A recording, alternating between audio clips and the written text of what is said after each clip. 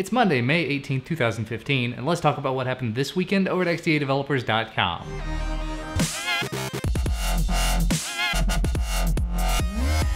First up, some device updates. The touchscreen issues on the OnePlus One have supposedly been fixed at this point. Steve Kondik merged in some updated Synaptics firmware into the CM 12.1 Nightly branch, so if you're running CM Nightlies on your OnePlus One, and you've been experiencing the touchscreen issues that a lot of people have been talking about, pull down the latest updates and see if that takes care of it for you. If you're not running the Nightlies though, you'll have to wait until the next OTA comes out, or flash over to CM 12.1 Nightlies. The Yureka also received an update this weekend, dealing with some battery drain and heat issues that a lot of users have been reporting. From what I've read, it can be sideloaded without actually having to wipe the device, but you do have to be running stock CM recovery in order to flash it. I would assume that it would eventually go out over the air as well, but I haven't seen anything yet to really indicate that. So if you've been experiencing either the battery drain or heat with your Yureka, go ahead and grab that update. A new video update came out from Oppo teasing version 2.1.0i beta of their Color OS, showing off the new design and some new features of it. It is still very much in beta, so keep that in mind, but if you've got the Find 7 or 7a, it might be worth taking a look at it. Android 5.1.1 has started hitting some of the Android Wear devices as well. Unfortunately, neither of the Android Wear devices that I've got here have received the update, but I do know that the LG G Watch Urbane and the Asus ZenWatch have supposedly started receiving it, so be on the lookout for that update, and if you're using one of the other devices, we'll just have to wait, I guess. Reports have started coming in that some OEMs, like Sony, LG, HTC, and some others, might make the switch over to Mediatek's new 10-core Helio X20 SoCs in their next-generation premium devices. A lot of those manufacturers have been using Qualcomm for quite a while now, so it is surprising to hear that they might be making the switch.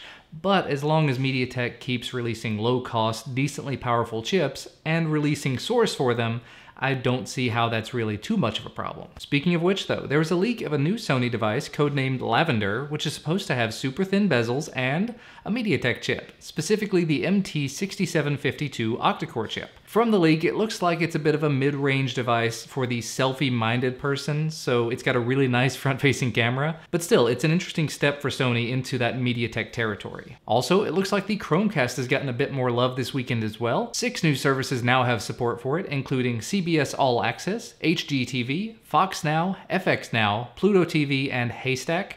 Unfortunately, I don't use any of those services, but if you do, and you've been missing out on the ability to send the content from your device to the Chromecast, now you should be able to. Now just a couple updates from the forum. First up, some of our forum members have started reporting they're having issues with Samsung's Clearview case for the S6 Edge. Specifically that it's scratching their devices' screens. Pictures and stories for this are available in the forum thread, but if you're using the Clearview case on your S6 Edge, you might want to either stop or use a screen protector on it. Additionally, GravityBox for Exposed has been updated to work with the new Super Alpha Exposed for Android 5.1, so if you've been missing that, you should be good to go again. There is a list of missing features in the forum thread, so if you'd like to know what's changed or what's not in this new version, go ahead and check that out. And to wrap things up, a new debate thread popped up over on the portal asking for your thoughts about hardcore gaming on Android, and whether you think it will ever actually become a thing. You can leave your comments over in the portal post or in the comments here if you like. But you know what? That's going to be about all from me for today. You can find the links to all the stories that I talked about down in the video description as usual, as well as the links to my YouTube channels.